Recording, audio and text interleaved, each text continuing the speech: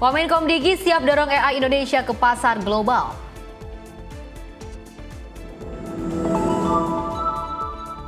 Polri apresiasi dukungan masyarakat Polri di bawah Presiden.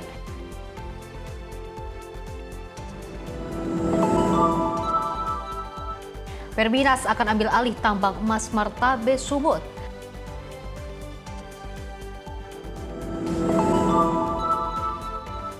Pemuda tewas tenggelam di sungai saat pesta miras.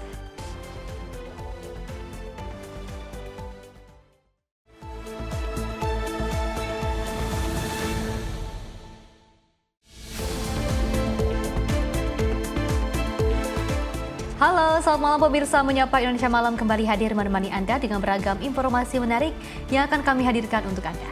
Bersama saya Fesi Rahmadi, inilah Menyapa Indonesia Malam selengkapnya.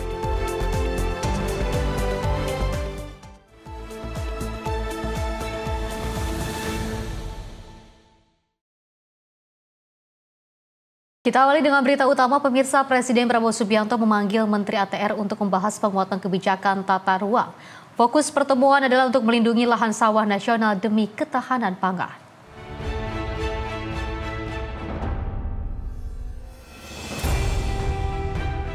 Menteri Agraria dan Tata Ruang, Kepala BPN Nusron Wahid, menyampaikan hasil pertemuannya dengan Presiden Prabowo Subianto di Istana Merdeka Jakarta pada Rabu 28 Januari. Pertemuan membahas pengendalian alih fungsi lahan sawah nasional untuk menjaga ketahanan pangan dan mendukung swasembada pangan. Nusron menjelaskan, selama 2019 hingga 2024, Indonesia kehilangan sekitar 554.000 hektar lahan sawah akibat alih fungsi menjadi kawasan industri dan perumahan.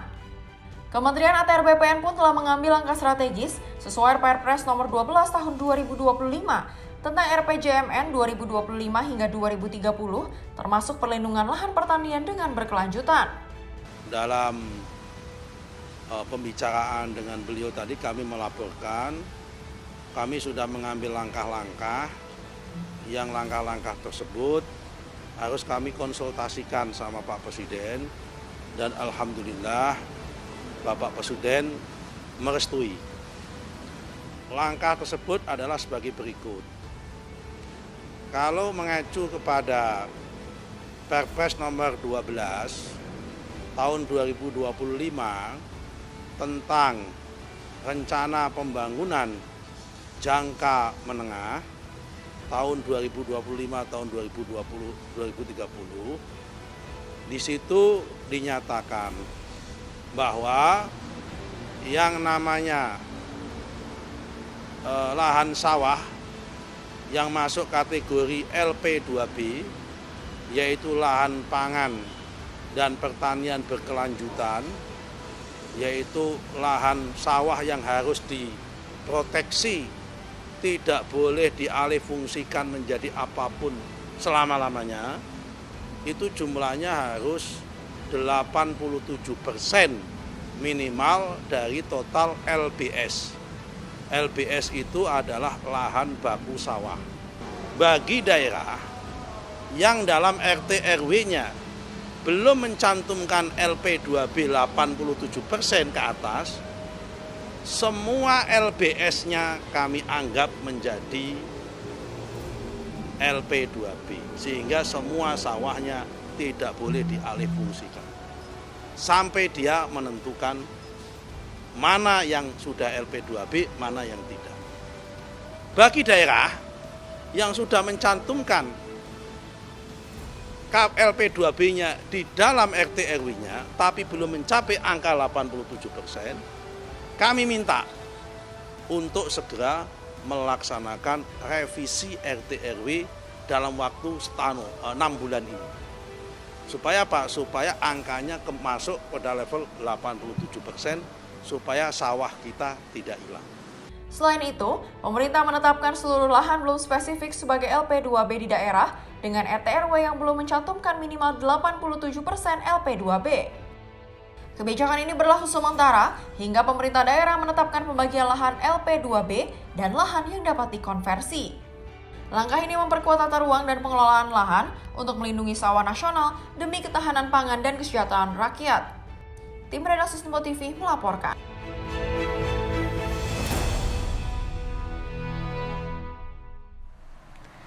Dari Menteri SDM Bahlil Lahadalia menegaskan pengelolaan SDA harus meningkatkan penerimaan negara tanpa mengabaikan dunia usaha. Kebijakan tersebut diarahkan untuk mewujudkan kesejahteraan rakyat sesuai dengan amanat Undang-Undang Dasar 1945. Menteri Pertanian RI Andi Amran Sulaiman menunjukkan kepedulian mendalam terhadap keluarga prajurit Korps Marinir TNI Angkatan Laut yang gugur dalam bertugas. Sebanyak 23 anggota TNI dari Satuan Marinir menjadi korban longsor besar yang terjadi di Desa Pasir Langu, Kecamatan Cisarua, Kabupaten Bandung Barat pada Sabtu dini hari 24 Januari 2026. Dalam kesempatan itu, Mentan menyampaikan duka cita mendalam atas wafatnya para prajurit terbaik bangsa. Mentan menegaskan bahwa pengorbanan para prajurit merupakan bentuk pengabdian tertinggi kepada negara dan patut dimuliakan. Ada 23 orang dan ada anak yatim 15 orang. Kami memberikan beasiswa totalnya kurang lebih dan bantuan 1 miliar. Kemudian untuk anak yatim, insya Allah kalau punya lahan, ada lahan kosong untuk masa depannya, kita akan bantu membangun kebun 5 hektar, 10 hektar bisa dipakai sekolah nanti sampai perguruan tinggi. Dan itu yang tanggung biayanya adalah pemerintah untuk pembangunan ini. Kami terima kasih Pak Panglima bisa berkontribusi, kalaupun itu seadanya. Tim redaksi Sinpo TV melaporkan. Selain itu, pemirsa, Menteri Pertanian RI Andi Amran Sulaiman menyerahkan santunan kepada keluarga prajurit Korps Marinir TNI AL yang menjadi korban longsor yang terjadi di Desa Pasir Langu, Cisarua, Bandung Barat. Mentan menegaskan bantuan bukan sekedar dukungan materi, melainkan wujud empati, solidaritas, dan juga ikatan batin sesama anak bangsa. Menteri Energi dan Sumber Daya Mineral Bahlil Lahadalia menyampaikan hasil pembahasan Presiden Prabowo Subianto dengan sejumlah kabinet Merah Putih di Istana Merdeka Jakarta pada Rabu 28 Januari 2026. Pertemuan tersebut membahas implementasi pengelolaan sumber daya alam nasional, khususnya di sektor mineral dan batu bara.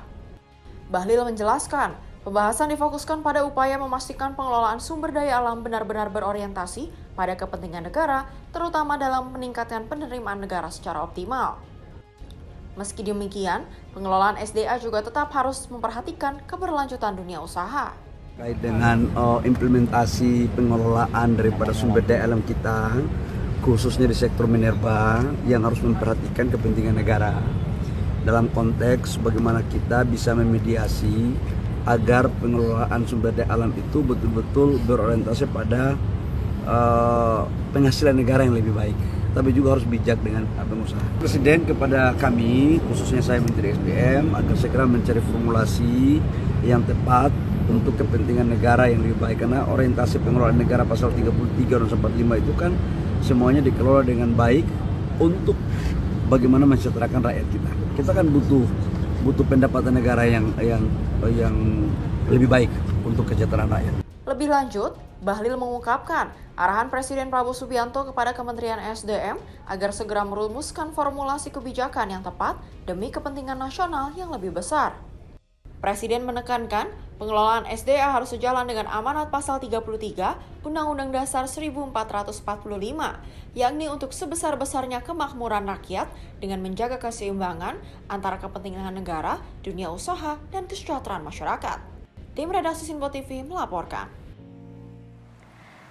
Pemirsa, Kementerian Pemuda dan Olahraga Republik Indonesia melakukan serah terima alat-alat kebugaran dan juga sport science ke Persatuan Bulu Tangkis seluruh Indonesia. Tentunya bantuan tersebut mencapai lebih dari 10 miliar untuk kesiapan menuju Olimpiade Los Angeles 2028.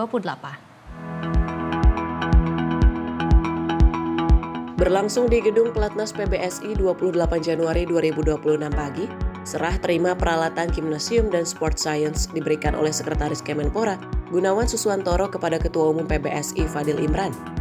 Gunawan menyampaikan, serah terima alat ini bertujuan untuk menunjang cabang olahraga bulu tangkis berprestasi di Olimpiade 2028, sekaligus bisa mengembalikan tradisi emas pada pesta olahraga dunia tersebut. Kita berharap untuk bisa maksimal digunakan tentunya pada para atlet dan juga pengurus dan pendukung yang ada di PBSI dengan sehat semuanya, terus benar-benar bisa menuju ke Olimpiade 2024. Sedangkan Ketua PBSI Fadil menyambut baik bantuan yang terdiri dari alat-alat gym seperti dumbbell, sepeda, dan alat-alat olahraga penunjang lainnya senilai 7,96 miliar rupiah, serta katapult dan kardio untuk memungkinkan pemantauan atlet berbasis data sport science senilai 2,4 miliar rupiah. Bantuan ini merupakan bentuk konsistensi pemerintah dalam rangka mencapai emas pada Olimpiade mendatang. Tim redaksi Sinpo TV melaporkan.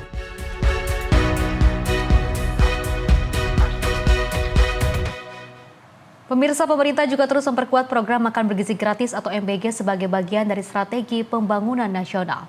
Program ini dinilai memiliki peran penting dalam perlindungan hak anak dan peningkatan kualitas sumber daya manusia.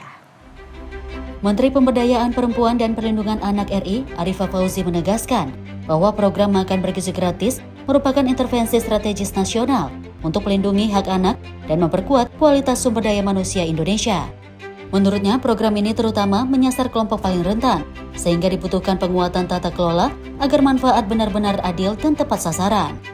Fokus pembahasan diarahkan pada penajaman kebijakan lintas sektor, mulai dari penetapan lokasi satuan pelayanan pemenuhan gizi, penguatan data terpilih hingga penyelesaian teknis, pelaksanaan MBG, termasuk pada periode khusus seperti bulan Ramadan.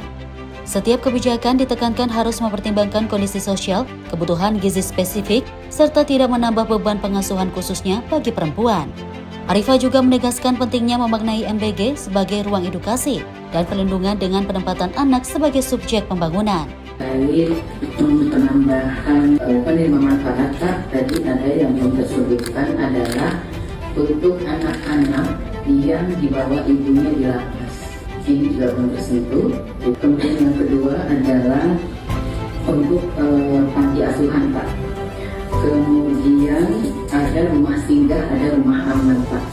Dengan sinergi kuat antar kementerian dan lembaga, program makan bergizi gratis diharapkan menjadi investasi jangka panjang untuk mencegah lost generation dan mewujudkan Indonesia Emas 2045.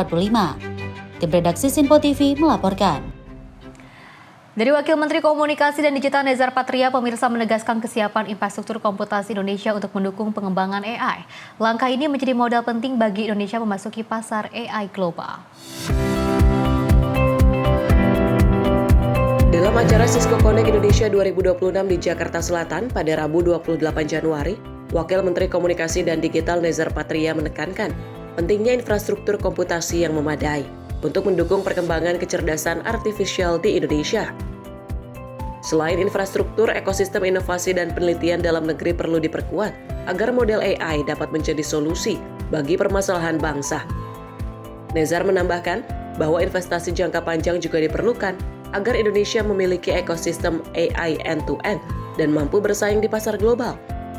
Indonesia memiliki keunggulan dengan penduduk yang aktif, menggunakan teknologi serta kekayaan sumber daya alam mineral untuk mendukung produksi semikonduktor.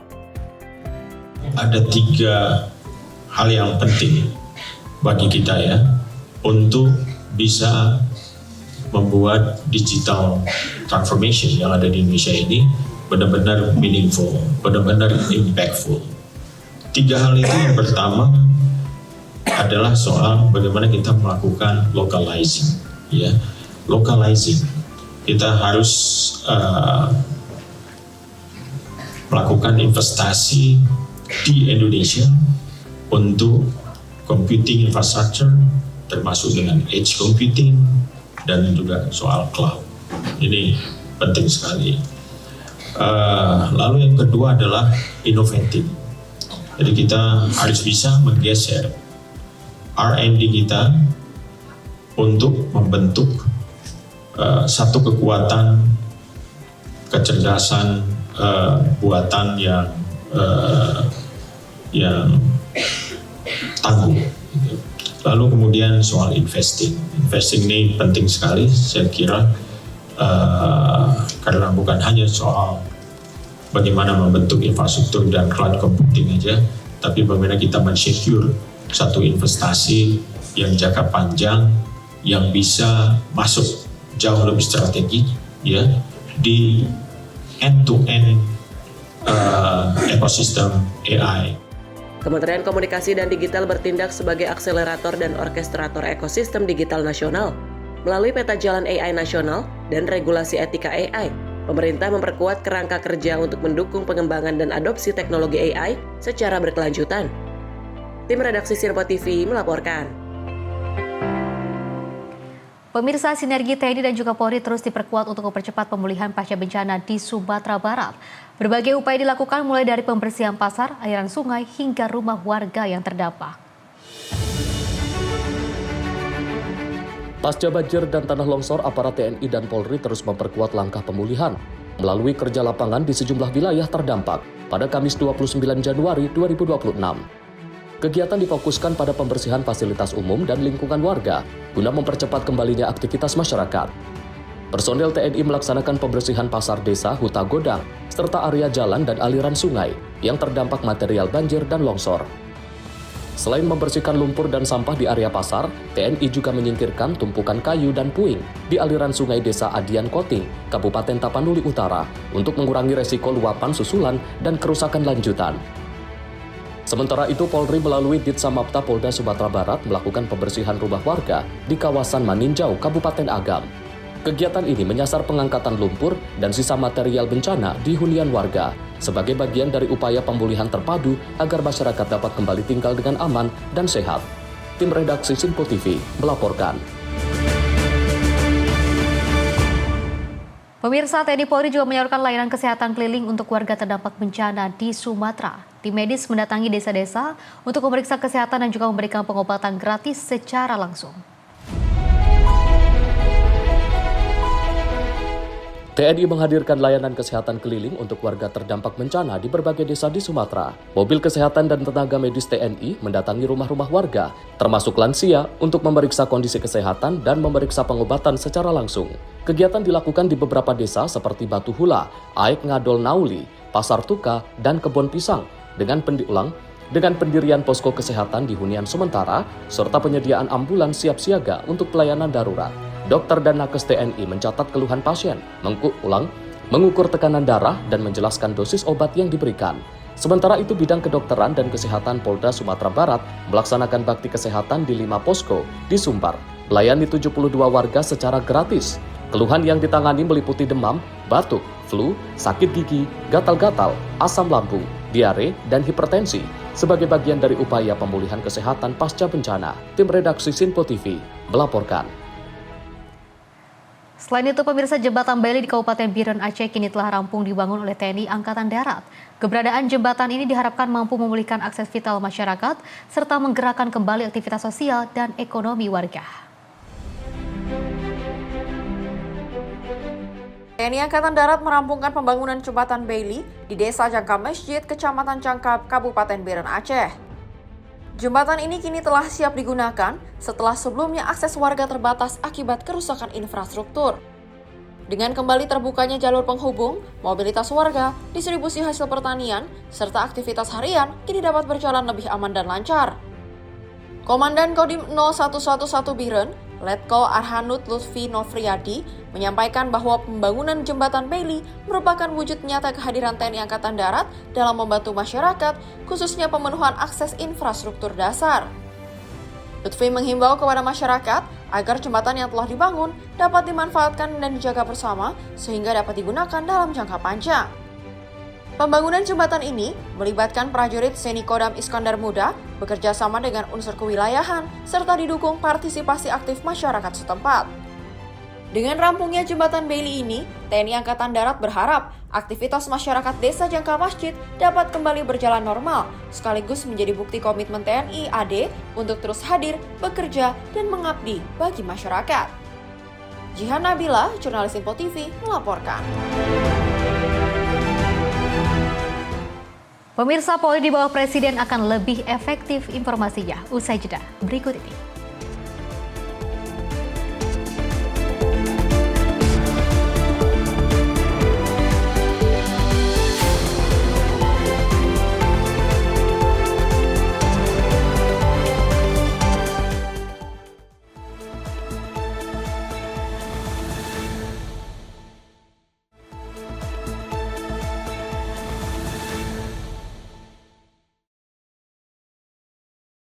Terima kasih pemirsa, Anda masih bersama kami dan kita lanjutkan informasinya. Ketua Umum Pimpinan Pusat Muhammadiyah Haidar Nasir menilai wacana penempatan Kepolisian Republik Indonesia di bawah kementerian tertentu tidak relevan dengan semangat reformasi 1998.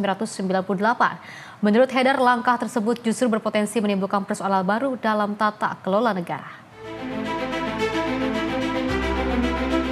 Haidar menegaskan Indonesia telah lebih dari 2 dekade menjalani reformasi dengan berbagai capaian penting. Salah satunya menempatkan institusi strategis negara langsung di bawah presiden. Menurut Haidar, alih-alih mengubah struktur kelembagaan, pemerintah dan seluruh elemen bangsa seharusnya fokus pada konsolidasi reformasi yang telah berjalan.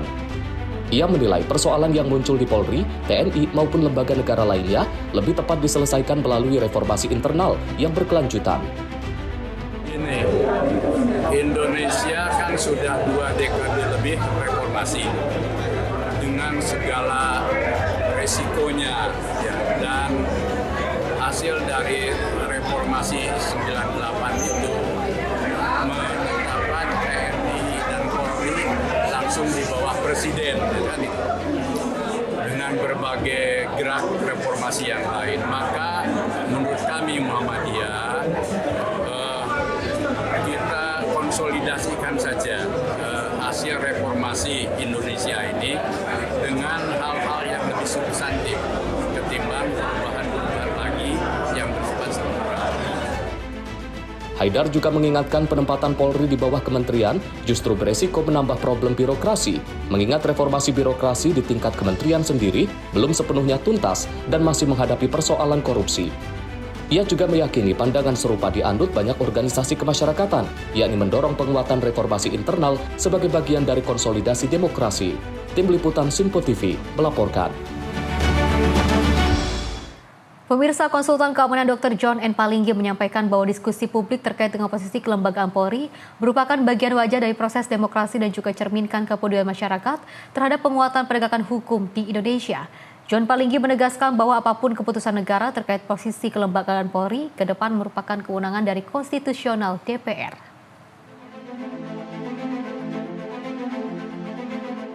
Dalam diskusi publik terkait posisi kelembagaan Polri merupakan bagian wajar dari proses demokrasi dan cerminkan kepedulian masyarakat terhadap penguatan penegakan hukum di Indonesia. Dr. John N. Palinggi menyampaikan bahwa penguatan kelembagaan Polri dalam menjaga keamanan dan penegakan hukum nasional, konsultan keamanan sekaligus narasumber kepolisian.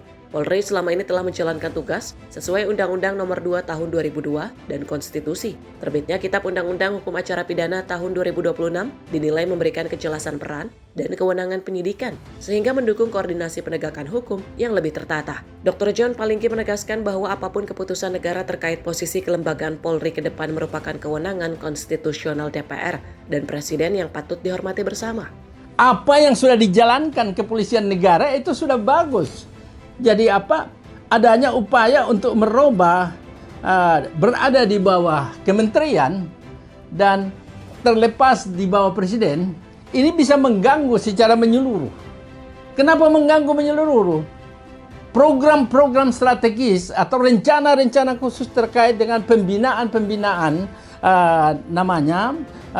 personil kepolisian negara, termasuk rencana strategis yang sangat penting baik di dalam negeri maupun membantu untuk urusan-urusan luar negeri, itu akan mengalami masalah gangguan kalau dirubah strukturnya sekarang ini.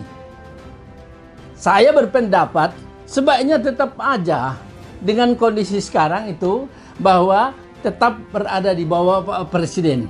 Tapi apapun pendapat saya, tentu yang paling menentukan adalah DPR dan Bapak Presiden. Tapi saya berpendapat jangan rubah lagi apa yang sudah ada sekarang. Berikan kesempatan, kewenangan dan juga perkuatan kepada kepolisian negara untuk tetap menjalankan bentuk-bentuk organisasi dan struktur yang ada sekarang. Tentu pengharapan masyarakat tidak hanya memberikan kewenangan, masyarakat juga mengharapkan supaya hari lepas hari kepolisian negara membenahi dirinya, terutama tampilan personil kepolisian terhadap rakyat dalam kaitan dengan penegakan hukum. Sekali lagi, saya sangat menghormati pelaksanaan tugas daripada kepolisian negara berdasarkan Undang-Undang Nomor 2 Tahun 2002 selama ini. Dan tentu perbedaan-perbedaan pendapat yang selama ini sangat tajam di antara masyarakat dan polisi, kita sudah lelah. Barangkali kita harus akhiri dengan kerukunan nasional dan persatuan supaya kita ini meningkat ke dalam tingkatan lebih sejahtera. Menutup pernyataannya, John mengajak seluruh elemen bangsa untuk terus mendukung Polri agar semakin profesional dan terbuka terhadap koreksi yang konstruktif. Dari Jakarta, Tim Liputan Simpo TV melaporkan. Pemirsa, Polri menyampaikan apresiasi atas dukungan seluruh elemen masyarakat terkait posisi institusi Polri yang juga tetap berada di bawah Presiden Republik Indonesia. Dukungan tersebut dinilai menjadi amanah sekaligus energi bagi Polri untuk terus meningkatkan kualitas pelayanan publik.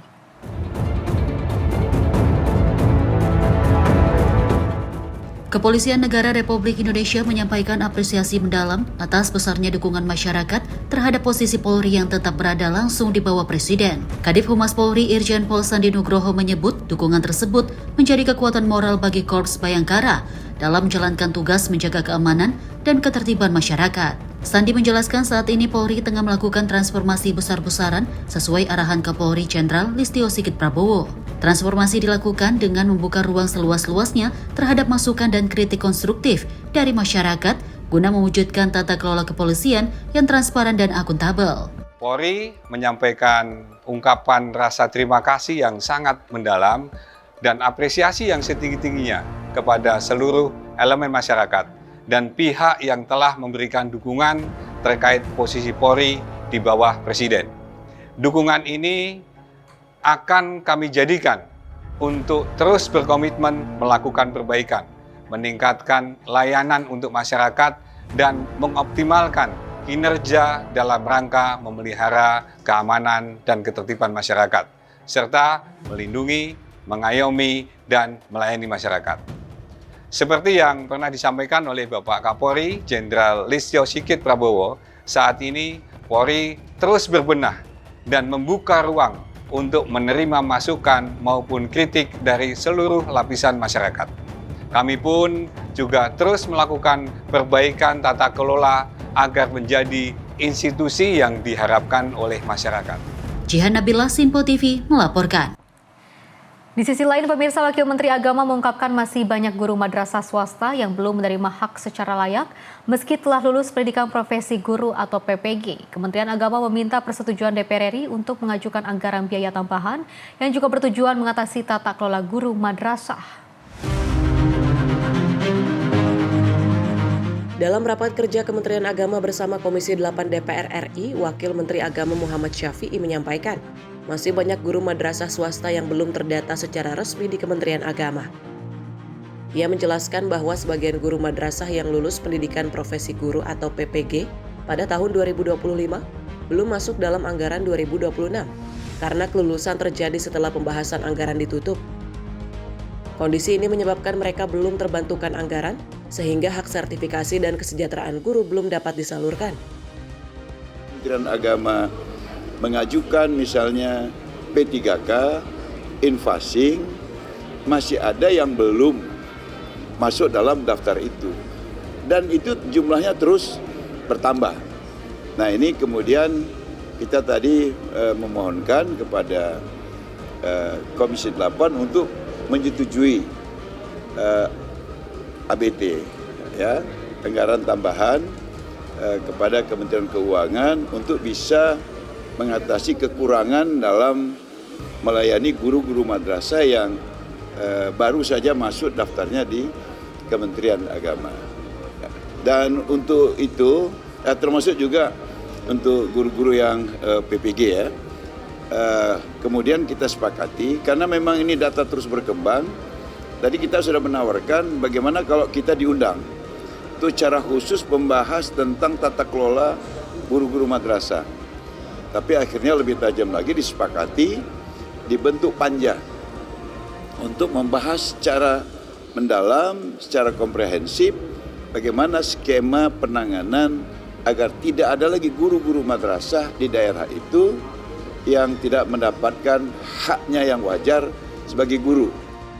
Kementerian Agama meminta kepada Komisi 8 DPR RI untuk mengajukan anggaran biaya tambahan atau ABT ke Kementerian Keuangan. Nantinya sebagai tindak lanjut, Komisi 8 DPR RI akan membentuk panitia kerja untuk benahi pendataan dan tata kelola guru madrasah secara menyeluruh, agar seluruh guru mendapatkan haknya secara adil dan berkelanjutan.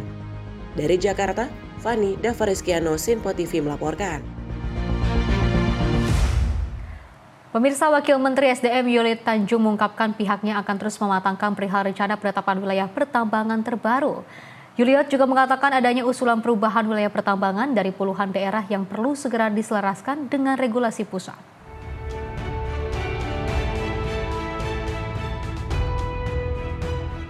Wakil Menteri SDM Yuliot Tanjung menghadiri rapat kerja bersama Komisi 12 DPR di Kompleks Parlemen Senayan, Jakarta. Dalam rapat tersebut, Yuliot mengatakan pemerintah saat ini tengah mematangkan rencana penetapan wilayah pertambangan baru. Dirinya menyebut terdapat 24 provinsi yang mengusulkan adanya perubahan untuk wilayah pertambangan. Usulan itu mencakup 3 kategori utama, yakni wilayah usaha pertambangan, wilayah pertambangan rakyat, dan wilayah usaha pertambangan khusus. Nantinya hasil konsultasi dengan DPR akan menjadi landasan bagi penetapan keputusan Presiden sebagai dasar kebijakan pengelolaan sumber daya alam nasional ke depan.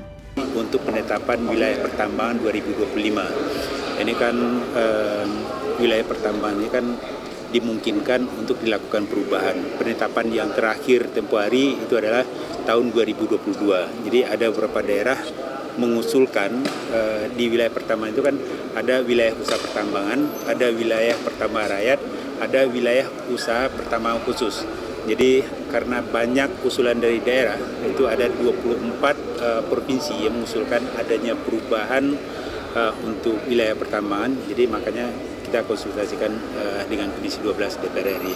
Dari Jakarta, Farizal Ahmad Amin, Sinpo TV melaporkan. 21.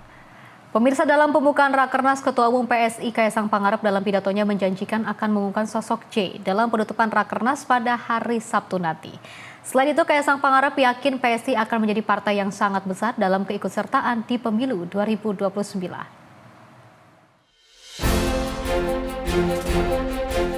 Sebelumnya, Kaisang menegaskan akan ada banyak tokoh nasional yang akan bergabung ke PSI, di mana dalam Rakernas tersebut, Kaisang memperkenalkan kader baru, yang merupakan tokoh politik yang juga mantan politisi Partai Nasdem, Rusdi Mase Mapasesu. Teman sekalian, yakin dan percayalah, PSI akan menjadi partai yang sangat-sangat besar.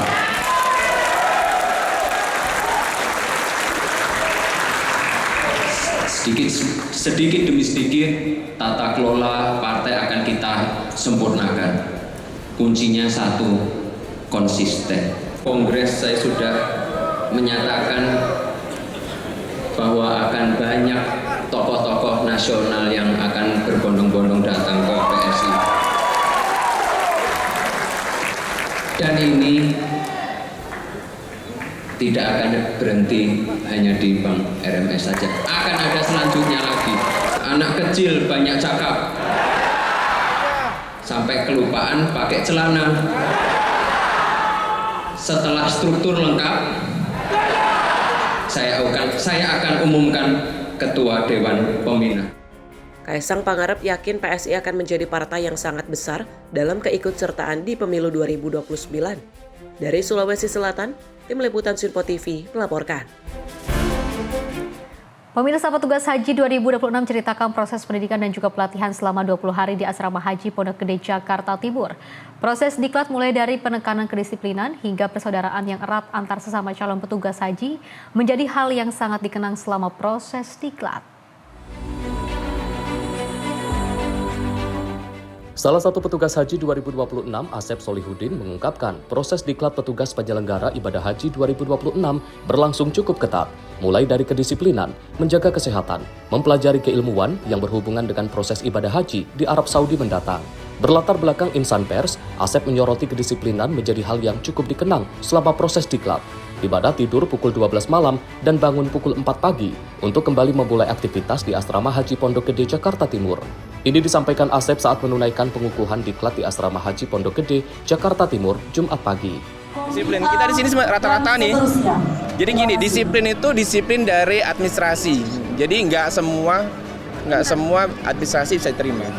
Jadi disiplin administrasi, disiplin kesehatan, pemeriksaan kesehatan yang baik, macam segalanya. Terus kedua, disiplin dalam penggunaan waktu. Kita semua rata-rata sini tidur paling 3 jam, 4 jam. Karena kita jam 22 tidur atau jam 12 tidur, bangun nanti jam 4 pagi sudah melakukan aktivitas dan mulai lagi nanti jam 23 tidur lagi. Nah itu disiplin. Dari waktu ke waktu, jam ke jam itu selalu dimanfaatkan untuk kalau nggak latihan di dalam kelas ataupun di luar kelas. Di lain sisi, salah satu petugas haji 2026 yang berlatar belakang kepolisian mengungkapkan kesan yang dialami selama proses diklat secara semi-militer. Kesan-kesannya kita semuanya, baik dari instansi yang bermacam raga, kekompakan, kedisiplinan, yang mana instrukturnya baik dari TNI maupun Polri, semuanya saya lihat bisa kompak, bisa mengikuti dengan enjoy, happy, dan tercipta kedisiplinan. Gitu. Dari Jakarta, Max Munte, Ahmad Amin, Sinpo TV melaporkan. Selain itu, pemirsa, peserta petugas penyelenggara ibadah haji tahun 2026 secara resmi dikukuhkan untuk menjadi petugas haji di Arab Saudi mendatang. Total 1.622 petugas haji ditempah di barak militer Asrama Haji Pondok Gede selama 20 hari.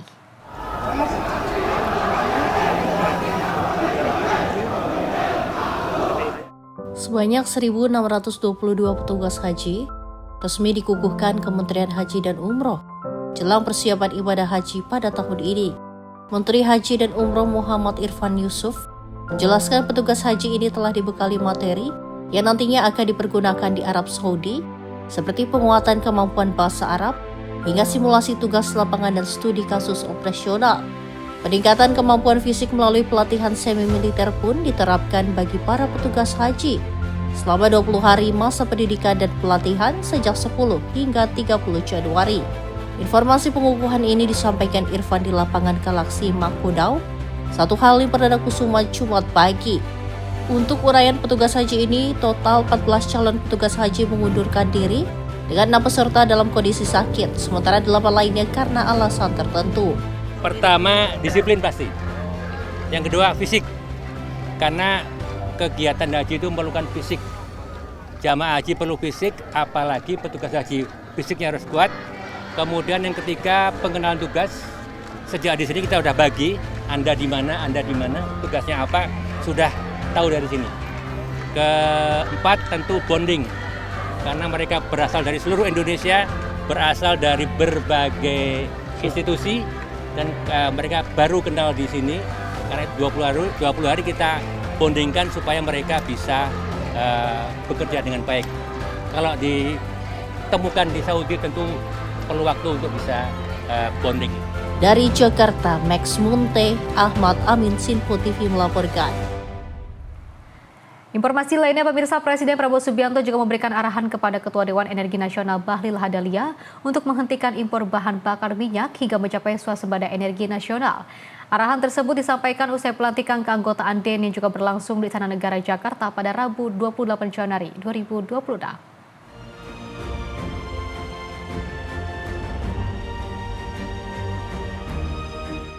Salah satu program prioritas Presiden Prabowo adalah menyangkut kedaulatan energi, ketahanan energi, dan kemandirian energi menuju swasembada energi. Ketua Dewan Energi Nasional, Bahlil Lahadalia, mengungkapkan hal tersebut sekaligus menyebutkan 4 arahan utama dari Presiden Prabowo Subianto. Pertama, menjaga kedaulatan energi nasional tanpa intervensi pihak manapun. Kedua, memperkuat ketahanan energi nasional yang dimana cadangan BBM Indonesia saat ini hanya untuk kebutuhan 21 hari akan ditingkatkan hingga 3 bulan melalui pembangunan fasilitas penyimpanan atau storage. Ketiga, mendorong kemandirian energi dengan menekan ketergantungan impor BBM yang saat ini masih mencapai lebih dari 30 juta kiloliter per tahun, baik untuk solar maupun bensin. Sehingga nantinya adalah mewujudkan swasembada energi sebagai tujuan akhir pembangunan sektor energi nasional. Kita tahu semua bahwa salah satu program prioritas Bapak Presiden Prabowo adalah menyangkut dengan kedaulatan energi, ketahanan energi, swasembada energi, yang salah satu instrumen negaranya adalah arah kebijakan roadmap yang dibangun bersama-sama dengan DEN. Kita tahu bahwa ketahanan energi kita hanya 21 hari dan ini kita akan up menjadi 30 hari, menjadi 3 bulan, dan ini pasti kita akan membangun storage. Kita tahu kita hari ini masih impor BBM kurang lebih sekitar 30 juta lebih kiloliter baik solar maupun bensin, dan yang keempat itulah swasembada. Roadmapnya sudah selesai dan sekarang tahapan sudah mulai membangun untuk bagaimana kita bekerja sama dengan negara mana, dan organisasinya sudah hampir rampung selesai juga. Bahlil menambahkan, roadmap kebijakan energi nasional kini juga telah disusun dan memasuki tahap implementasi, termasuk kerjasama dengan sejumlah negara serta penguatan organisasi pendukung.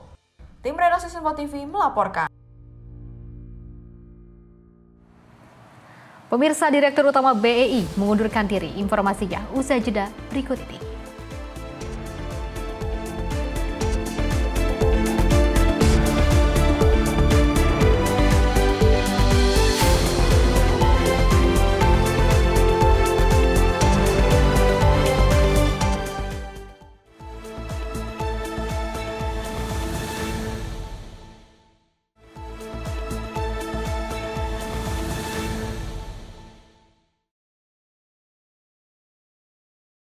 Pemirsa, Anda masih menyaksikan Menyapa Indonesia Malam dan kita lanjutkan informasinya.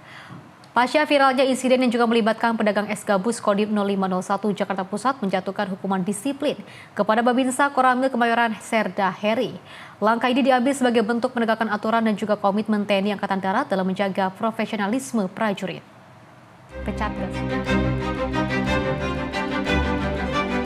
Kodim 0501 Jakarta Pusat menjatuhkan hukuman disiplin militer, yakni penahanan sebanyak 21 hari kepada Serda Heri, Babinsa Koramil 07 Kemayoran. Penjatuhan hukuman dilaksanakan melalui mekanisme yang berlaku dengan mempertimbangkan aspek keadilan dan objektivitas. Komandan Kodim 0501 Jakarta Pusat, Kolonel Infanteri Ahmad Alam Budiman, menegaskan langkah ini merupakan bentuk tanggung jawab institusi dalam menegakkan aturan dan etika keprajuritan. Selain penahanan maksimal selama 21 hari, Alam menyebut prajurit yang bersangkutan juga dikenakan sanksi administratif, yakni penundaan kenaikan pangkat selama 3 periode dan tidak dapat mengikuti pendidikan selama 1 periode. Hari ini kami sudah memberikan hukuman disiplin militer kepada anggota kami yang kemarin telah melakukan pelanggaran. Tadi pagi kami memberikan hukuman yaitu berupa penahanan di Pomdam Jaya Jayakarta itu selama 21 hari. Kemudian yang bersangkutan juga selain mendapatkan penahanan selama 21 hari, dia nanti akan ditunda untuk kenaikan pangkatnya selama 3 periode. Jadi yang bersangkutan yang seharusnya eligible naik pangkat di tahun 2029 itu mundur 3 periode. Selain itu juga sanksi administrasi selanjutnya adalah dia tidak bisa mengikuti pendidikan selama 1 periode. Alam menegaskan proses penanganan dilaksanakan secara transparan dan profesional sebagai pembelajaran agar tidak terulang. Seluruh Babinsa diingatkan untuk senantiasa menjunjung tinggi Sabta Marga, Sumpah Prajurit, dan 8 wajib TNI, serta mengedepankan pendekatan humanis dalam bertugas di tengah masyarakat. Jadi di situ sudah saya sampaikan beberapa poin, diantaranya kita sebagai prajurit Sabta Marga, kita tidak boleh melakukan tindakan seperti itu. Kemudian yang kedua, ini menjadi pelajaran penting bagi kita agar tidak terulang di kemudian hari. Kemudian yang ketiga, kita taat dengan hukum. Jadi apabila ada anggota yang melanggar, pasti TNI Angkatan Darat akan memberikan hukuman sesuai dengan aturan yang berlaku. Jihan Nabila, Simpo TV melaporkan. Pemirsa, Kodim 0501 Jakarta Pusat menyerahkan bantuan sarana usaha berupa gerobak es campur kepada warga binaan. Bantuan ini diharapkan dapat mendorong kemandirian ekonomi serta membantu warga kembali menjalankan usaha secara mandiri. Kodim 0501 Jakarta Pusat menyerahkan 1 unit gerobak es campur beserta perlengkapannya kepada Sudrajat, seorang warga di wilayah Bojonggede, Kamis 29 Januari 2026. Penyerahan bantuan dilakukan secara langsung oleh Komandan Kodim 0501 Jakarta Pusat, Kolonel Infanteri Ahmad Alam Budiman. Dandi menyampaikan, bantuan gerobak usaha ini merupakan bentuk kepedulian TNI Angkatan Darat terhadap kemandirian ekonomi masyarakat. Bantuan gerobak usaha tersebut disambut antusias oleh Sudrajat yang selama ini membutuhkan sarana untuk kembali menjalankan usaha demi memenuhi kebutuhan keluarga. Dandim berharap sarana usaha yang diberikan dapat dimanfaatkan secara maksimal untuk meningkatkan penghasilan serta membantu keluarga penerima dalam memenuhi kebutuhan sehari-hari. Kami kemarin sebelumnya sempat makan bersama beliau, kemudian beliau menyampaikan ada keinginan untuk memiliki gerobak, akan berjualan es teler atau es doger. Nah, alhamdulillah kemarin kami sudah memesankan, kemudian gerobaknya sudah datang. Ya mudah-mudahan ini bisa digunakan oleh Pak Derajat dan keluarga. Tadi beliau juga menyampaikan ini bisa disimpan di rumah agar istrinya juga bisa berjualan es di rumah. Pedagang es kue, Sudrajat, menyampaikan ucapan terima kasih kepada TNI Angkatan Darat atas bantuan gerobak usaha yang diberikan. Sudrajat mengaku bantuan tersebut sangat membantu dirinya untuk kembali menjalankan usaha dan memenuhi kebutuhan ekonomi keluarga. Terima kasih sama bapak-bapak semua. Akan dipakai untuk berjualan berarti mulai besok berarti ya Pak ya? Besok. Tapi bukan buat saya, buat bini saya ini. Ya. Jihan Nabila, jurnalis Info TV, melaporkan. Pemirsa, Direktur Utama PT Bursa Efek Indonesia Iman Rahman memutuskan untuk melakukan pengunduran diri pada Jumat 30 Januari 2026. Pengunduran diri tersebut terjadi setelah Bursa Efek Indonesia mengalami trading halt efek dari hasil pengumuman MSCI pada Kamis 29 Januari 2026.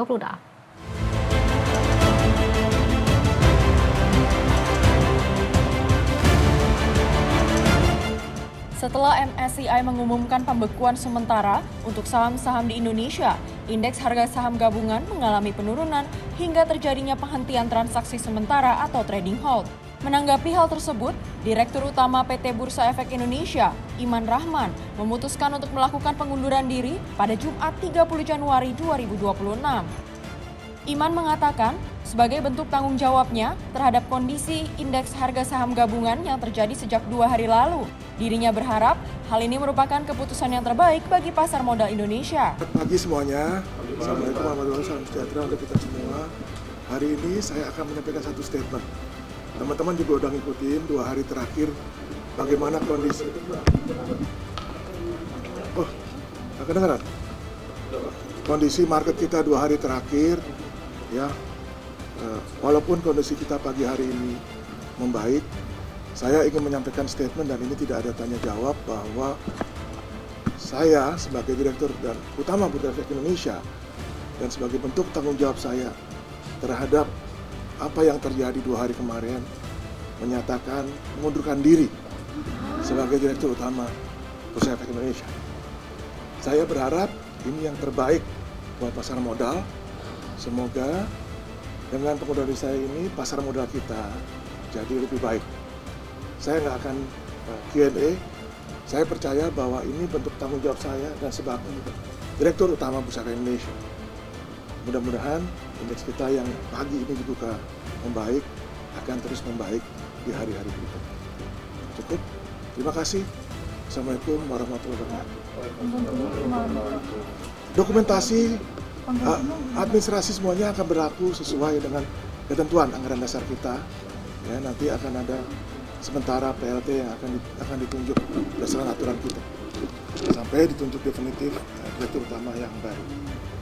Terima kasih. Hingga berita ini diturunkan, belum ada informasi selanjutnya mengenai pengganti sementara yang akan mengisi posisi Direktur Utama Bursa Efek Indonesia. Dari Jakarta, Priska Priscilla, Rona Bayu, Sinpo TV melaporkan. Pemirsa, Sumatera Barat memasuki masa pemulihan pasca bencana dengan percepatan pembangunan hunian sementara bagi warga terdampak. Kehadiran Huntara diharapkan membantu warga kembali beraktivitas dan juga melanjutkan kehidupan secara bertahap. Upaya pemulihan pasca bencana di Sumatera Barat terus dilakukan melalui percepatan pembangunan hunian sementara bagi warga terdampak. Hingga Kamis 29 Januari, terdapat 4 titik lokasi yang menjadi fokus pengerjaan di sejumlah daerah. Di Jorong Padang Kunyit, Nagari Bungo Tanjung, Kecamatan Batipuh, Tanah Datar, pekerjaan masih berada pada tahap pemasangan dan penyesuaian rangka bangunan. Sementara itu di Kapalokoto, Kecamatan Pauh, Kota Padang, aktivitas pembangunan difokuskan pada pengecoran serta penataan area kerja. Adapun di Jorong, Kubu Gadang, Nagari Sumpur, Batipu Selatan, pembangunan telah memasuki tahap pemasangan panel dinding dan penyempurnaan bukaan pintu serta jendela. Selain itu, pembangunan Huntara juga berlangsung di Nagari Puluik-Puluik, 4 Nagari Bayang Utara, Kabupaten Pesisir Selatan, dengan tahap pendirian rangka utama. Secara keseluruhan, pekerjaan di berbagai lokasi berjalan dalam tahapan berbeda. Sebelumnya, pemerintah telah meresmikan 117 unit Huntara di Agam dan menargetkan total 618 unit terbangun di Sumatera Barat agar warga dapat segera meninggalkan pengungsian dan kembali menjalani aktivitas normal. Tim redaksi Simpo TV melaporkan. Selain itu, pemirsa, Kementerian Perindustrian mencatat indeks kepercayaan industri pada Januari 2026 mencapai 54,12%. Angka ini naik 2,22 poin dari Desember 2025 yang sebesar 51,90.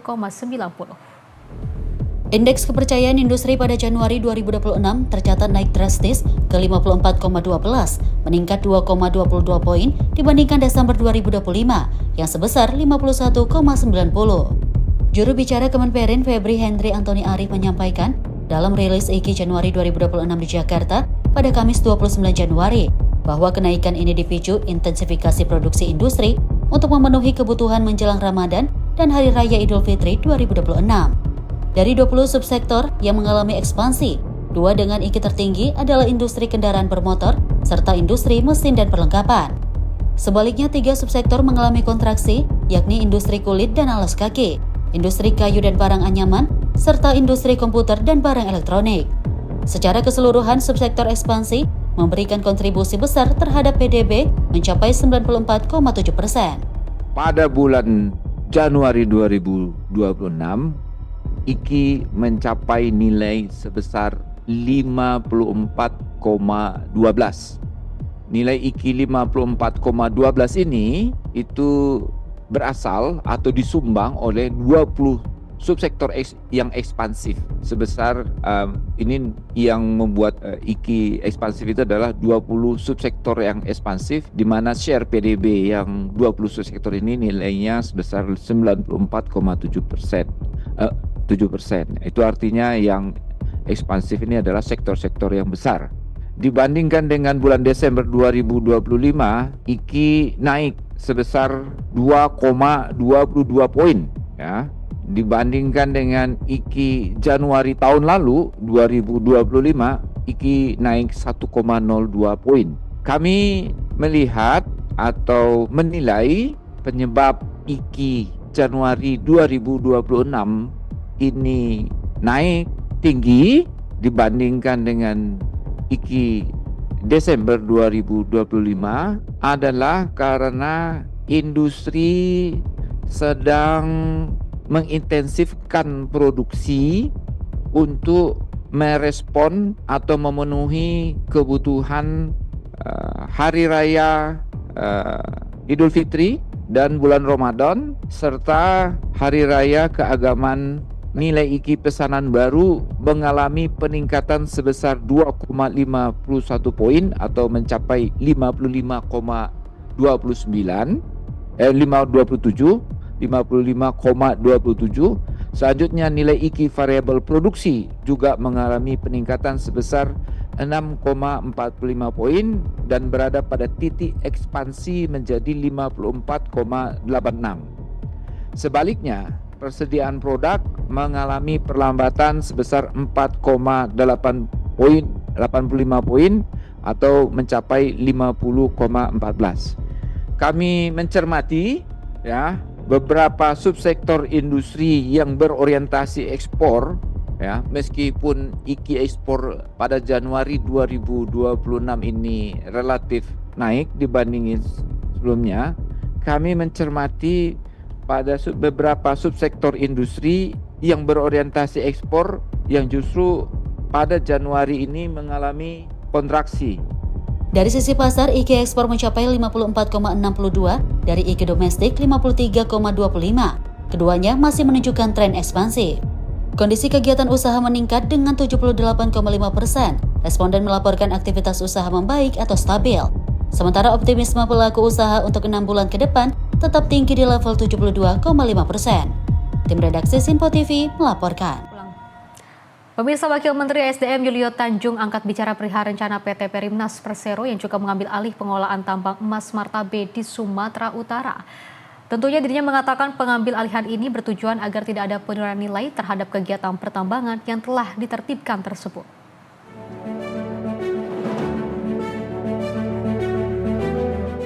Tambang emas Martabe yang berada di Sumatera Utara yang dikelola oleh PT Engine Corp Resources akan diambil alih oleh BUMN baru, Perusahaan Mineral Nasional atau Perminas. Tambang emas tersebut merupakan salah satu dari 28 perusahaan yang izinnya dicabut oleh Satuan Tugas Penertiban Kawasan Hutan setelah menjadi pemicu bencana Sumatera. Wakil Menteri SDM Yulio Tanjung mengatakan pengambil alihan itu bertujuan agar tidak ada penurunan nilai terhadap kegiatan pertambangan yang telah ditertibkan dan demi tata kelola lingkungan yang berkelanjutan. Kendati demikian, Yulio menegaskan bahwa izin pertambangan akan tetap dikeluarkan oleh Kementerian SDM.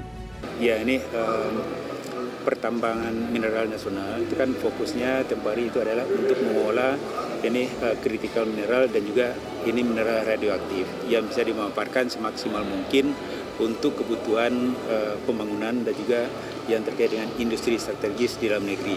Jadi itu ide dasarnya.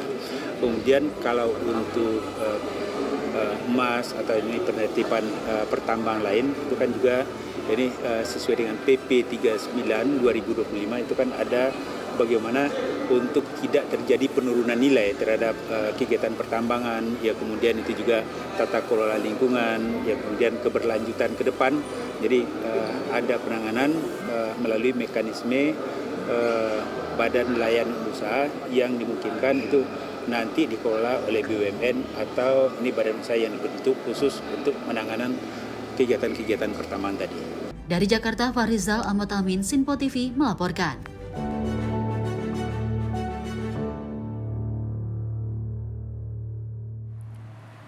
Informasi lainnya, pemirsa, Menteri Pertanian RI Andi Amran Sulaiman menyalurkan bantuan kemanusiaan bagi korban bencana longsor di Kecamatan Cisarua, Kabupaten Bandung Barat, Jawa Barat pada 28 Januari 2026.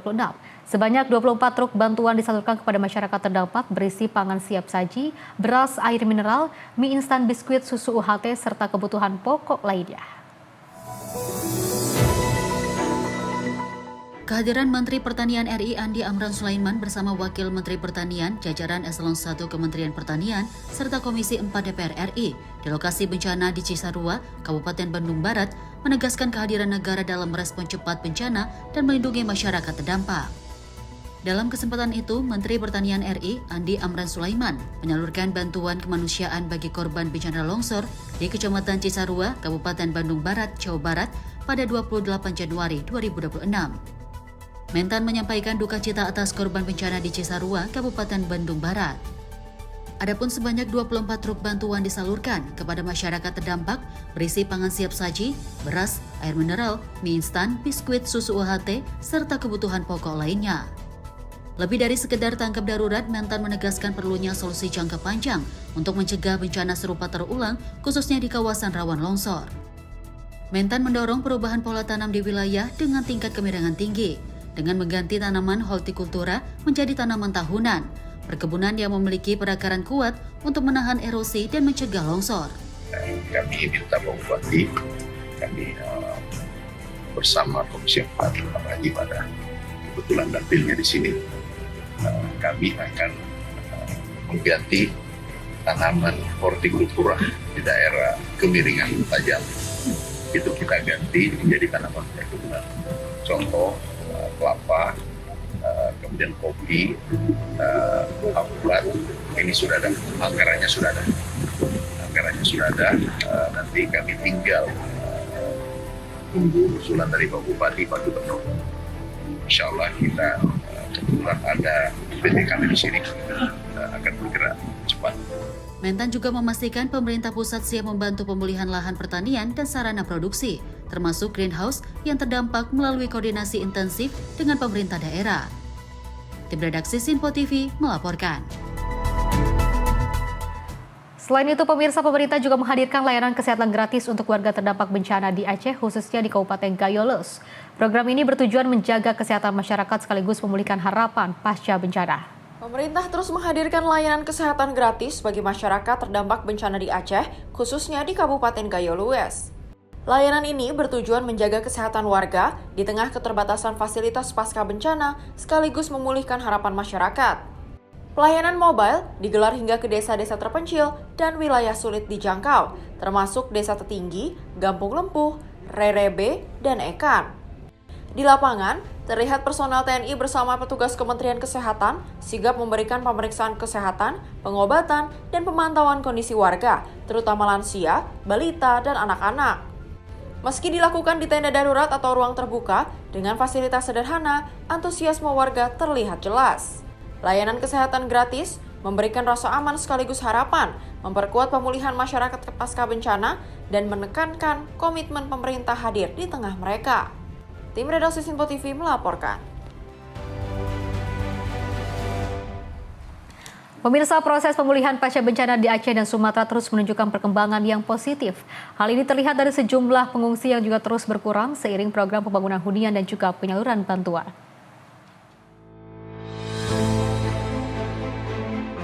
Dalam konferensi pers, Jubir Satgas Pemulihan Bencana Aceh dan Sumatera, Amran menyampaikan, jumlah pengungsi mengalami penurunan dari waktu ke waktu. Di Provinsi Sumatera Barat, jumlah pengungsi turun dari 11.000 jiwa menjadi sekitar 9.000 jiwa. Sementara di Sumatera Utara tercatat sekitar 11.000 pengungsi.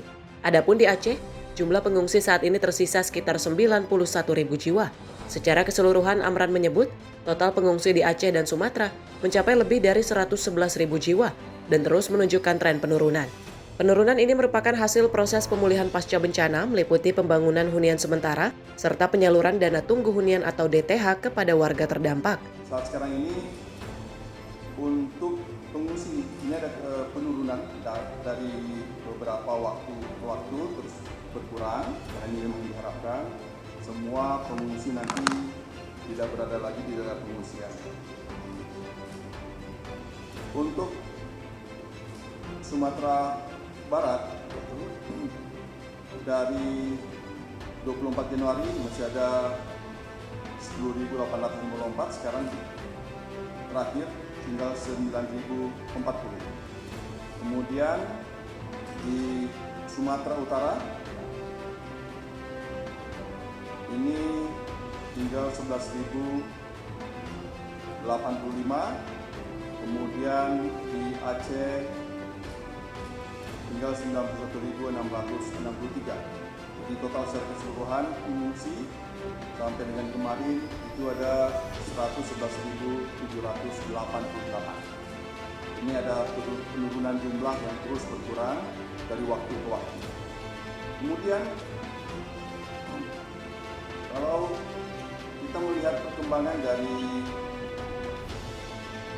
jumlah total ya, Untara di Aceh ya, yang sudah selesai itu sebanyak 3.248, yang akan menerima DTH yaitu 9.766, kemudian rekening DTH yang sudah diterima ya, yaitu sebesar 2.559. Dari Jakarta, Jihan Nabila, Azizul Hakim, Sinpo TV melaporkan.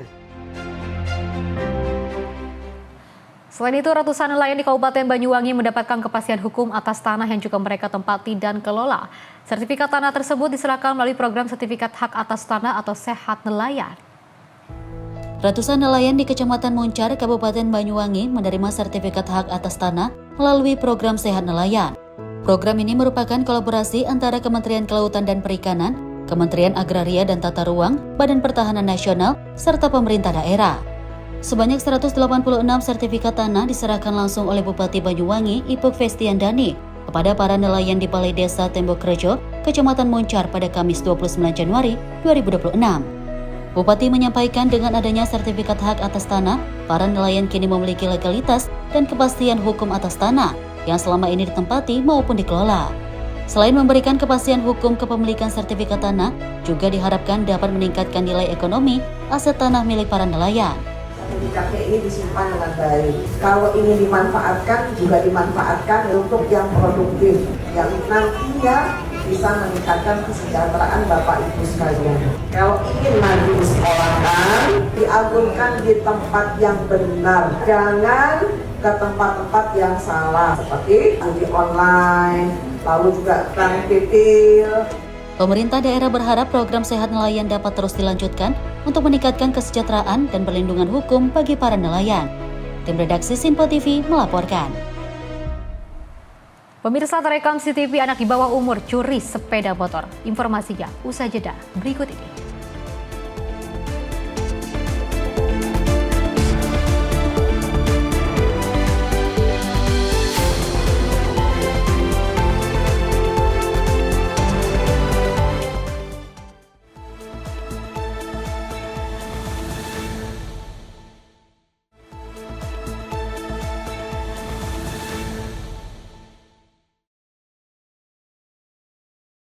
Terima kasih pemirsa, Anda masih bersama kami dan kita lanjutkan informasinya. Tim SAR gabungan mengevakuasi 2 korban tabrakan truk tronton di Jalan Labuan Said, Kecamatan Kuta Selatan, Kabupaten Badung pada 28 Januari 2026. Salah seorang korban masih dalam keadaan sadar namun kakinya terjepit dan alami luka cukup parah di bagian wajah serta kaki. Sementara korban lainnya sudah dalam kondisi meninggal dunia.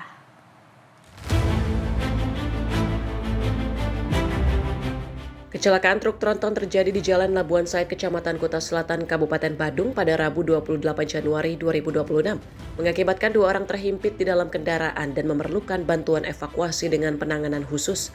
Setelah memperoleh informasi tersebut, 8 personel diberangkatkan dari Kantor Pencarian dan Pertolongan Denpasar. Setibanya di lokasi, tim segera mempersiapkan peralatan ekstrikasi dan berupaya mencari celah untuk bisa melepaskan korban dari himpitan.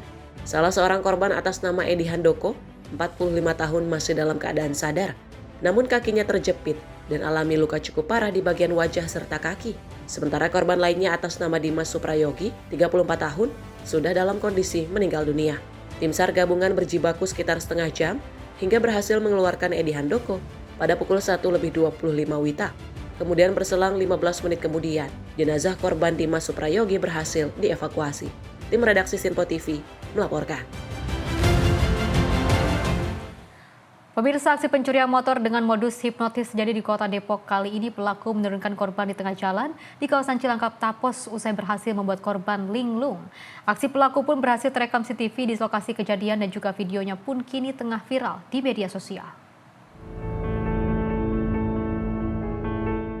Dalam rekaman kamera pengawas yang memperlihatkan detik-detik korban diturunkan oleh seorang pelaku yang berboncengan dengan sepeda motor korban. Pelaku berjumlah 2 orang, 1 pelaku berboncengan dengan korban, sementara 1 pelaku lainnya menggunakan sepeda motor jenis Matic sambil memantau situasi sekitar. Menurut seorang warga, Hepni mengatakan peristiwa ini diketahui usai melihat korban dalam kondisi linglung, keluar dari warung yang juga tak jauh dari lokasi diturunkannya korban. Korban pun mengaku dibawa oleh pelaku dari kawasan Pasar Cisalak dan juga sempat dibawa ke wilayah Tapos hingga akhirnya diturunkan di kawasan Cilangkap Tapos. Korban juga sempat diancam oleh pelaku akan dibunuh jika berteriak. Ya kejadiannya gini bang, kan dari sono katanya orangnya itu diturunin di sini, suruh beli-beli ke warung. Belanja? Ya suruh belanja. Beli apa bang? Ya nggak tahu bang, orangnya terus masuk ke warung, habis itu keluar doang. Habis itu nanya tukang bakso. Itu kejadiannya. Selain sepeda motor, korban juga kehilangan ponselnya yang dibawa kabur oleh pelaku. Pengurus lingkungan setempat telah dimintai keterangan oleh petugas kepolisian. Kini kasusnya ditangani unit reskrim Polsek Cimanggis. Dari Depok, Jawa Barat, jurnalis Simpo TV melaporkan. Pemirsa, aksi brutal kelompok pemuda kembali terjadi di Kota Makassar, Sulawesi Selatan. Seorang remaja menjadi korban pengeroyokan sejumlah orang yang diduga merupakan anggota geng motor. Tak hanya menganiaya korban, para pelaku juga merusak dan juga membuang sepeda motor korban ke dalam parit. Seorang remaja babak belur usai dikeroyok sejumlah pemuda yang diduga anggota geng motor di Jalan Daeng Tata 1, Kecamatan Tamalate, Kota Makassar, Sulawesi Selatan. Warga yang melintas di lokasi kejadian berusaha mengamankan korban dari amukan para pelaku. Meski telah dihadang warga, para pelaku tetap berusaha menyerang korban. Karena kesal, para pelaku kemudian merusak dan juga membuang motor korban ke dalam parit, sebelum akhirnya kabur dari lokasi. Peristiwa ini bermula saat korban bersama rekannya sedang berkendara di Jalan Daeng Tata 1 dihadang 6 pemuda dan langsung melakukan penganiayaan. Sementara rekan korban berhasil menyelamatkan diri, namun korban menjadi bulan-bulanan hingga mengalami luka lebam di bagian wajah. Kenapa tadi tuh? Oh, malam-malam kena kembali. Kenapa kembali salah naik tinggi? Itu gara-gara apa itu, Deng? Jadi 10 orang ini kita deh. Setelah diamankan warga, korban pun akhirnya dilarikan ke rumah sakit terdekat untuk mendapatkan perawatan medis. Sementara itu, sepeda motor milik korban yang juga sempat diceburkan ke parit telah dievakuasi oleh warga sekitar. Dari Makassar, Sulawesi Selatan, jurnalis Simpo TV melaporkan. Pemirsa, aksi pencurian 4 roda mobil marak terjadi di wilayah Jakarta Selatan. Seluruh ban beserta velg mobil yang juga terparkir di lokasi penitipan kendaraan di Jalan Kramat Batu, Cilandak, Jakarta Selatan raib. Aksi pencurian terekam kamera CCTV dan juga viral di media sosial. Rekaman kamera pengawas memperlihatkan aksi pencurian 4 roda mobil di lokasi penitipan kendaraan di Jalan Kramat Batu, Cilandak, Jakarta Selatan. Dalam rekaman tersebut terlihat pelaku mencopoti seluruh ban beserta velg mobil yang juga terparkir di area penitipan. Berdasarkan rekaman CCTV, para pelaku diduga menggunakan minibus warna silver untuk menjalankan aksi kejahatan tersebut. Menurut keterangan warga, aksi pencurian roda mobil belakangan ini sering terjadi di sejumlah lokasi, termasuk di tempat penitipan kendaraan. Maraknya kejadian ini meresahkan warga yang juga menitipkan kendaraannya di lokasi penitipan kendaraan. Ini lagi marak ya Bang, di setiap parkiran ada 1 mobil, 2 mobil yang hilang dari madrasah, dari radio dalam sampai ke hari. Ya Bang, kan udah pagi juga. Pengamanan sih ada yang muter Bang, cuma emang ini udah baca semua. Untuk di sini sendiri pertama kali terjadi atau gimana? Pertama kali tuh. Dan yang mobil yang itu 4-4-nya tuh gimana sih Bang yang Bang tahu? 4-4-nya Bang. Warga berharap pihak kepolisian segera melakukan penyidikan dan juga menangkap para pelaku guna mencegah terulangnya aksi serupa. Dari Jakarta, jurnalis Simpo TV melaporkan. Peristiwa lainnya, pemirsa, misteri penemuan jasad seorang perempuan di area perkebunan Kabupaten Muara Enim akhirnya terungkap. Pelaku yang juga merupakan rekan kerja korban di salah satu SPPG di Palembang menyerahkan diri ke Polsek Ilir Barat 1, Palembang, dan diduga motif pelaku membunuh akibat sering digoda korban.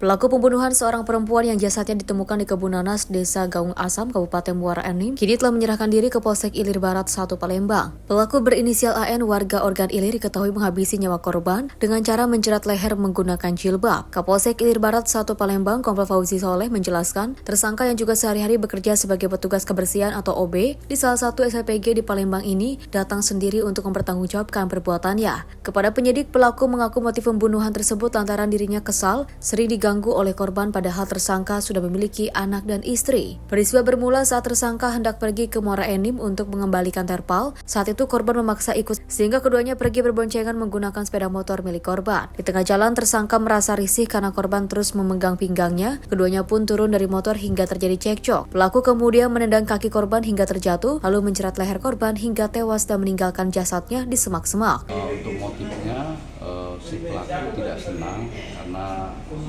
selalu diganggu oleh korban. Sepertinya korban suka kepadanya sedangkan dia sudah mempunyai anak dan istri. Korban sendiri dibunuh dengan cara gimana?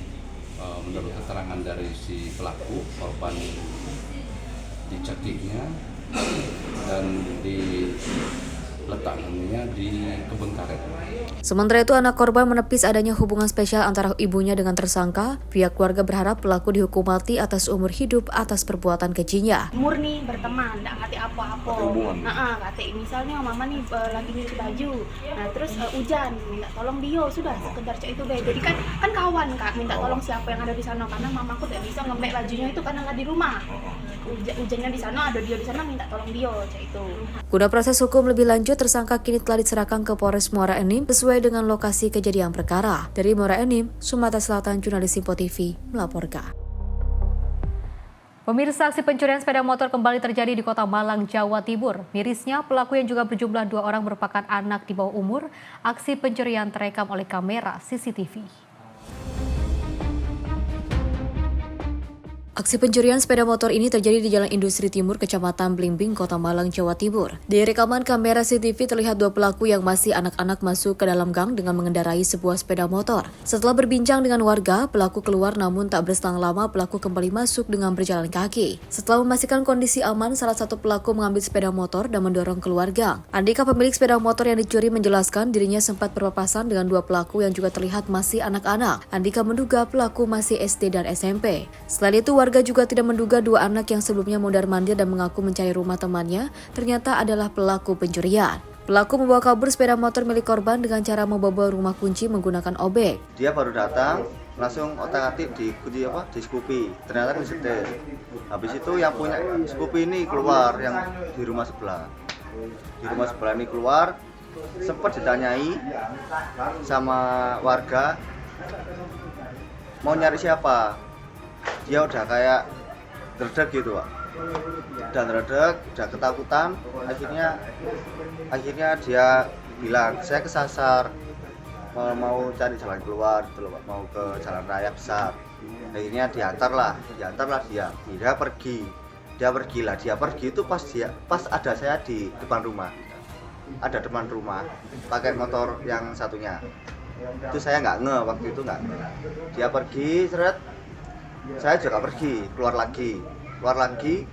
Habis itu saya lihat CCTV-nya itu dia balik lagi, tapi jalan kaki dari depan gang. Dari depan gang itu kayaknya motornya itu ditaruh di pinggir jalan. Dia turun sama dua anak kecil itu turun di sana, ngecek di sini ada beberapa motor, paling 7 kalau nggak 6 di sini. Yaitu dia mantau di sini, habis itu dikeluarin, dia dorong sampai ke atas. Sementara itu, menurut Soeharto, Ketua RT, kejadian pencurian sepeda motor ini sudah kali kedua terjadi. Dengan kejadian ini, pihaknya bersama warga akan kembali mengaktifkan ronda malam dan juga siskamling. Ya, ini sudah musyawarah sama warga, mau diadakan ronda. Terus portal yang di atas itu sebelum ada CCTV Gemboe sering hilang, entah itu dari warga atau dari anak kos, kan ada lebih banyak anak ambon-ambon itu di sini. Pak, pencurian ini sudah berapa kali? Ini yang kedua. Yang pertama itu warga baru pulang dari Bali, yaitu sore itu habis asar. Terus ini yang kedua, sudah berapa bulan, 6 atau 7 bulanan ada lagi. Atas kejadian pencurian ini, warga mengaku akan lebih berhati-hati dan lebih waspada, terlebih terhadap orang asing yang masuk ke dalam kampung. Dari Malang, Jawa Timur, jurnalis Simpo TV melaporkan. Pemirsa, peristiwa penikaman yang juga menyebabkan korban jiwa terjadi di toko kelontong di Jalan MT Haryono, Kelurahan Gunung Samarinda Baru, Balikpapan Utara. Seorang pekerja toko ditemukan tewas saat sedang bekerja pada Selasa 27 Januari 2026. Kasus penikaman ini terjadi di toko kelontong yang berlokasi di Jalan MT Haryono, Kelurahan Gunung Samarinda Baru, Balikpapan Utara pada Selasa 27 Januari 2026. Korban diketahui berinisial AS berusia 19 tahun, warga asal Sepaku, Kabupaten Penajam Pasir Utara. Korban ditemukan dalam kondisi tewas dengan luka tikaman di tubuhnya saat tengah bekerja di dalam toko. Laporan kejadian diterima kepolisian sekitar pukul 11:40 WITA setelah warga sekitar mengetahui kondisi korban. Kapolsek Balikpapan Utara AKP Agus Fitriadi menegaskan bahwa peristiwa ini merupakan tindak pidana penikaman dan juga bukan kasus perampokan, seperti isu yang sempat beredar. Karena berdasarkan hasil pemeriksaan awal di tempat kejadian perkara, tidak ditemukan adanya kehilangan barang berharga di dalam toko. Hingga saat ini, pihak kepolisian masih melakukan penyelidikan lebih lanjut untuk menelusuri motif dan juga mengungkap pelaku dalam kasus ini. Bagus Maulana, tim redaksi Simpo TV, melaporkan. Selain itu, pemirsa, pelaku pencurian sepeda motor dengan modus transaksi COD berhasil ditangkap warga dan juga diamankan pihak kepolisian di wilayah Pendei, Desa Kondang Jaya, Kecamatan Karawang Timur pada Rabu malam 28 Januari 2026. Pelaku ditangkap saat beraksi yang juga kedua kalinya setelah dipancing korban dengan menjual motor sistem COD kembali. Pencuri sepeda motor ini ditangkap warga sekitar pukul 21 waktu Indonesia Barat melalui sistem cash on delivery di wilayah Pende Desa Kondang Jaya, Kecamatan Karawang Timur pada Rabu 28 Januari 2026. Pelaku ditangkap korban dan warga karena diduga akan melakukan pencurian sepeda motor melalui sistem cash on delivery terhadap motor yang juga hendak dijual korban. Modus pelaku sebagai pembeli palsu dan juga membawa lari motor saat mencoba kendaraan. Seperti diketahui, penangkapan ini merupakan skenario korban dan warga untuk menangkap pelaku karena sebelumnya motor korban dibawa lari pelaku dengan cara yang sama dalam keterangannya. Setelah diamankan oleh warga, pelaku yang merupakan warga Karawang ini kemudian diserahkan ke pihak kepolisian untuk menjalani proses hukum. Feren Putri, tim redaksi Simpo TV, melaporkan. Pemirsa, seorang pemuda ditemukan tewas tenggelam di airan Sungai Cimanceri, Kecamatan Kemiri, Kabupaten Tangerang, Banten pada Kamis sore. Korban yang juga diketahui sedang berpesta miras bersama teman-temannya itu terpleset dan akhirnya tercebur terbawa arus sungai yang deras.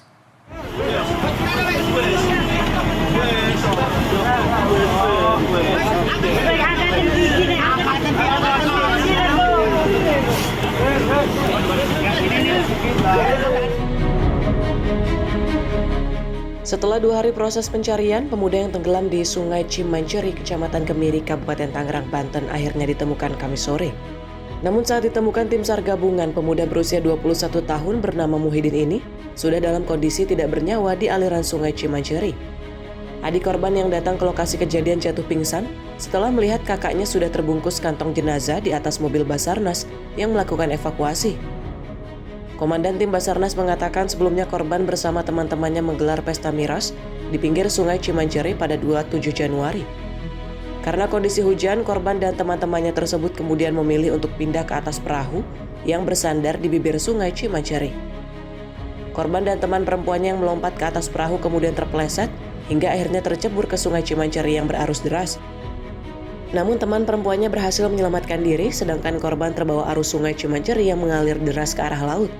Korban akhirnya ditemukan tim SAR gabungan yang melakukan pencarian dalam kondisi tewas sejauh 800 meter dari lokasi jatuhnya korban. Untuk kronologis, menurut saksi bahwa korban bersama rekan-rekannya sedang melakukan aktivitas minum minuman keras di gubuk di tepi Sungai Cimanceri tepatnya. Karena kondisi saat itu sedang turun hujan, maka korban dan satu orang rekannya mengajak berpindah ke atas perahu. Dan rekan-rekannya tidak berselang lama kemudian melihat korban itu terjebur ke sungai. Satu orang berhasil diselamatkan, kemudian satu orang ini ditemukan dalam keadaan tertidur. Kami melakukan pencarian dimulai dari tanggal 28, itu dimulai dari LKP, kemudian sampai ke muara Sungai Cimanceri itu menggunakan Aqua Eye. Jadi kami melakukan penyekenan menggunakan alat sonar untuk mendeteksi korban yang berada di bawah permukaan air. Kemudian kami juga melakukan teknik jangkar, serta kami melakukan pencarian menggunakan perahu karet serta bantuan dari masyarakat. Untuk penemuan korban itu kurang lebih jarak dari LKP itu 800 meter jaraknya dari tempat kejadian. Posisi korban pada saat ditemukan di tepi sungai yang di Enceng Gondok, kondisi seperti itu.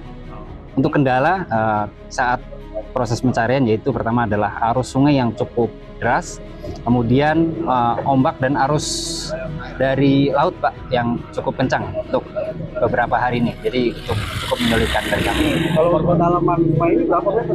Untuk kedalaman itu variatif ya, dari 1 sampai 5 meter Pak ya. Untuk penemuan korban, penemuannya dari kejadian itu kurang lebih 39 jam. Saat ini korban berapa? Untuk selanjutnya korban kami serahkan ke pihak keluarga untuk diproses selanjutnya dan dibawa ke rumah duka. Usai berhasil dievakuasi, jenazah korban kemudian diserahkan tim SAR gabungan ke pihak keluarga untuk disemayamkan di rumah duka sebelum dimakamkan. Tim Liputan Simpo TV melaporkan.